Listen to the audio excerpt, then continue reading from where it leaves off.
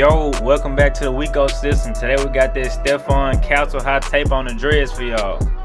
And today we're going to be using the Andis Masters fade blade and a regular blade on this taper, as well as those liners that I had last video from Supreme Trimmer. I'll link those trimmers in the description below.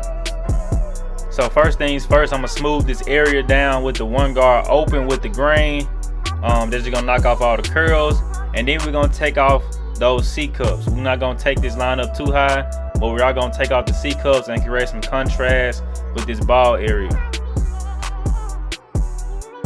Now with the fade blade, we're going to go up about a finger's width, and we're going to try to keep this taper low so that we can stretch this blend out. Now I'm using the fade blade because it doesn't have the grooves, it's smoother, and it cuts closer to the skin. Now we're going halfway and close and just knocking this line on out. But I like to use the fade blade when I'm doing the no guard work because it's closer to the skin and it typically knocks out those lines that people have a problem with getting out, especially for beginner barbers.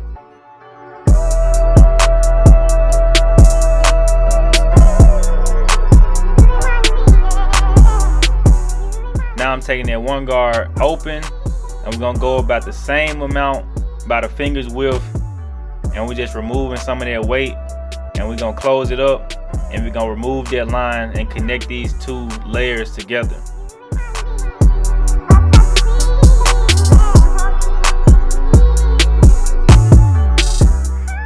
It's important to comb and brush after every other stroke or so like this so that you can lay the hairs down where they need to be, so that you can officially see what the haircut is really working with.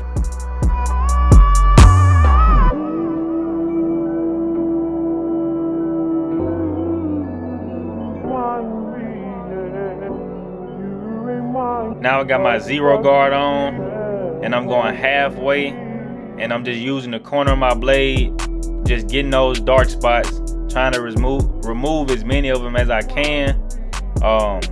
This typically doesn't get everything out, but it does make the job easier for the next step when we take the guard off and go no guard open.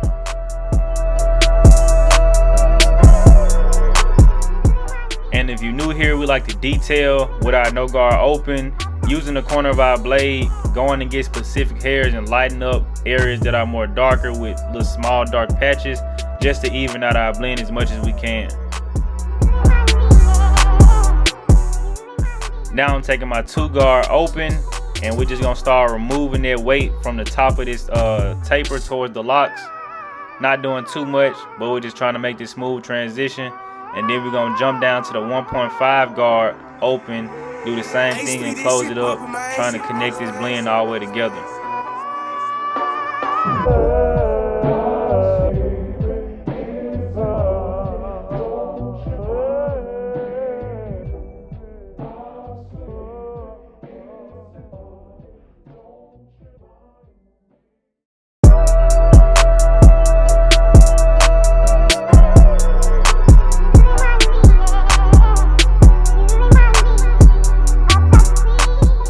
Now I'm gonna take this one guard open and just come back down and smooth everything back down again. You can never be too cautious with smoothing things down on the haircut. And it's a little thick patch of hair by that vertical bar, so I'm gonna have to go against the grain and fade that out. Just a little bit of detail work, using the corner of the blade and playing with the lever, trying to get it out and smooth it in together.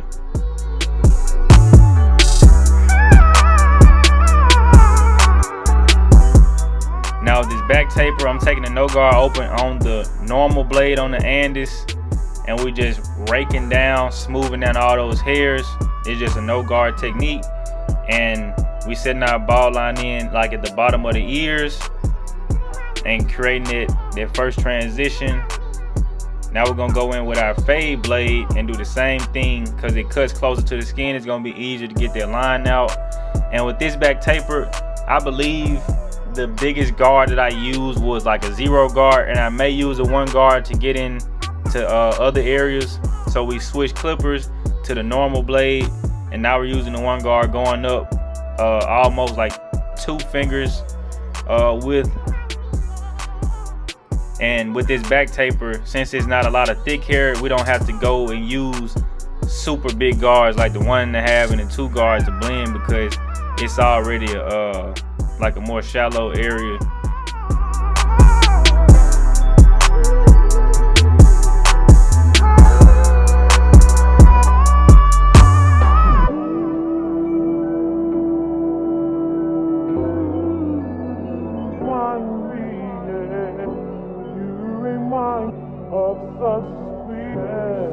Now here what I'm gonna do is flip the clippers back over and just start raking down some more of those curls, smoothing them down. And the ones that I can't get, I'm putting that 1 guard on and I'm gonna go against the grain and go ahead and knock them out.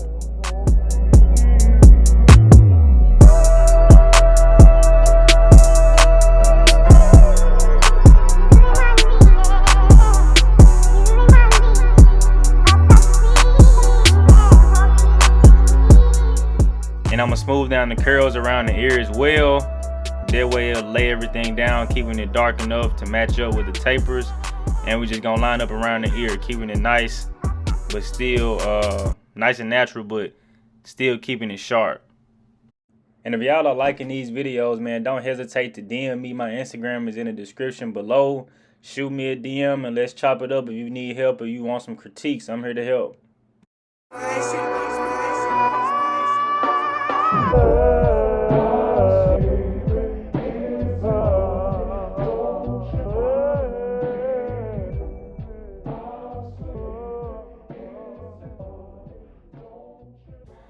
As y'all know, same rules apply for this side, but no 2 tapers are exactly the same because of the hair texture, the growth pattern, and sometimes different sides of the head are different sizes. So you just have to take what you have and try to make the best with it, the best of it, and try to make it as even as possible. So don't be caught up in everything isn't just perfect, because perfect is what you make it, and we're trying to enhance our client's image, and we do that by putting illusions on canvases. You know, everything isn't going to be perfect, but the beauty of being a barber is getting that desired look no matter what the canvas comes in looking like and what we have to work with. You know, we get what we get and we work with it.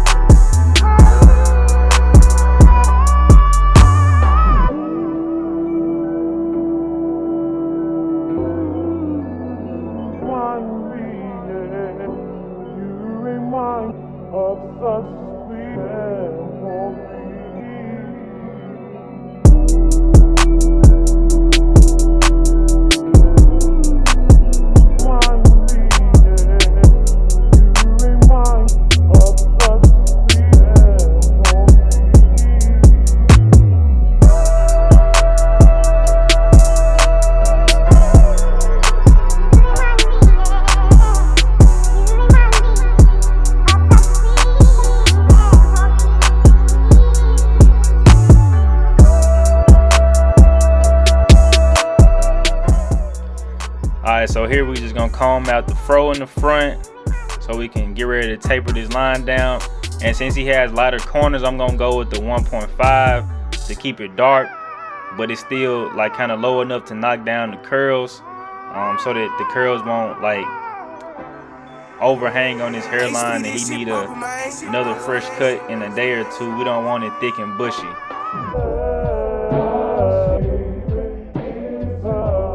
And as y'all can see right here on this right side, it does grow up higher. So that's something I have to be mindful of when I'm lining up, is that this right side isn't gonna be as low as that left side. So I'm using shaving cream and the hot towel. If you're new here, that's the method that I use. It just gives me the best results possible, makes everything easier on me. And with this client, he does have what I'm gonna describe as the triangle hairline.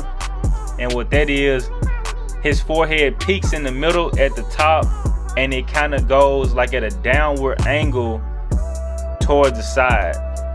So y'all gonna see what I'm talking about towards the end. If I remember, I'm gonna mention it. But for this corner right here, this side will be a tad bit higher. And for this right here on this vertical bar, you don't want to go straight up and down because that's not his head shape. You want to angle this slightly back a little bit, because if not, it's gonna give a crooked illusion. And those are just little things that you have to be mindful of when going into each and every lineup, is forehead shape and the natural growth pattern of the hairs, so that you don't put a line on somebody that doesn't fit their head shape and their natural hair growth pattern. And as y'all can see, this side grows lower as far as those light corners, so this side will be more of the normal side.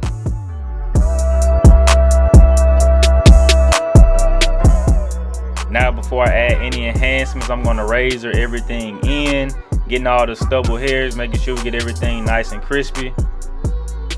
If you don't use the razor at the end of your cuts, I highly recommend or suggest that you do that, because it's going to give your client the most longevity with his haircut, removing that stubble, and it gives the look a more polished look at the end. Like, it gives the cut a more polished look at the end. And so this is what it looks like without enhancements. Everything is pretty good, sharp and natural, but we're gonna add this sauce to it. And all we're gonna do is darken it up in the areas where it's light and fill it in around the rest of the hairline. You know, we're not going in super black, we just filling it in to blend it in with the thickness of the hair. We're gonna make the thinner parts appear like they are the thicker parts. And then once we add the fibers on top, that's when we're gonna make it pop. But right now we're just laying down a foundation to make everything appear to be one color.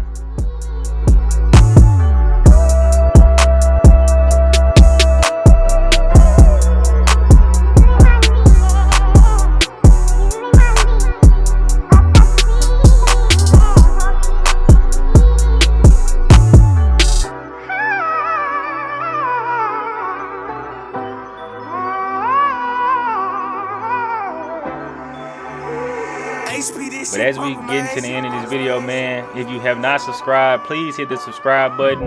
And if you learned something or you've been liking my previous videos, hit the subscribe button.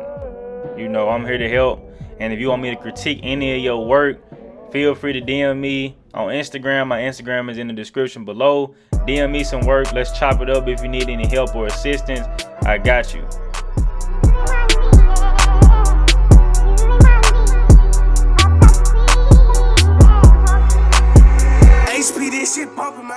And this is what I was referring to when I was saying a triangle shape, but it's more like a pentagon, how it peaks in the middle and then it extends out towards the sides. But it's actually a unique look for him. It fits him perfectly, but you just have to analyze the haircut and the hairline before you go into it to be able to get the look that your client needs. But yeah, man, I hope y'all learned something. This is the Stephon Castle High Taper. If you did like this video, leave a like and hit the subscribe button, and I'll see y'all on the next one.